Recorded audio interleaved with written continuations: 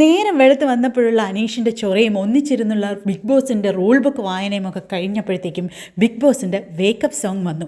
ഇന്നലെ ഒരുപാട് വൈകി ഉറങ്ങിയത് കൊണ്ടായിരിക്കാം ഇന്ന് ഒരുപാട് വൈകിട്ട് തന്നെയാണ് വേക്കപ്പ് സോങ് അവർ പ്ലേ ചെയ്തത്. വേറൊരു പാട്ടും ആയിരുന്നില്ല, ബിഗ് ബോസിൻ്റെ സ്വന്തം ലോകത്തിൻ കഥയറിയാതെ സോങ്.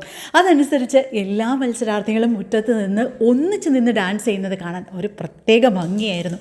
പിണങ്ങി മാറി നിന്ന അനീഷ് ഉൾപ്പെടെ വന്ന് എന്തൊക്കെയോ ചുവടുകൾ വെക്കുന്നുണ്ടായിരുന്നു. അനീഷിന് ഷാനവാസായിരുന്നു കൂട്ടു നിന്നിരുന്നത്.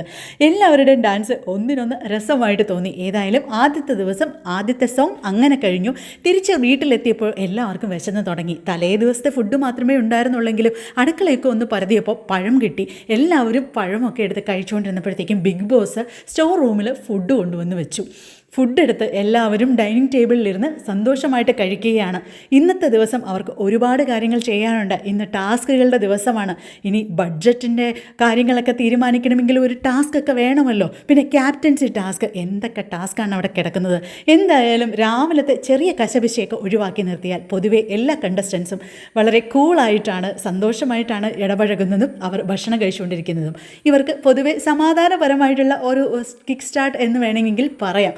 അനീഷ് എന്തായാലും തൻ്റെ സ്ഥാനം അവിടെ ഉറപ്പിക്കാൻ വേണ്ടി ആഞ്ഞ് പരിശ്രമിച്ചുകൊണ്ടിരിക്കുകയാണ്. മറ്റ് കണ്ടസ്റ്റൻസും ഒട്ടും പിന്നിലല്ല. നമുക്ക് കാണാം.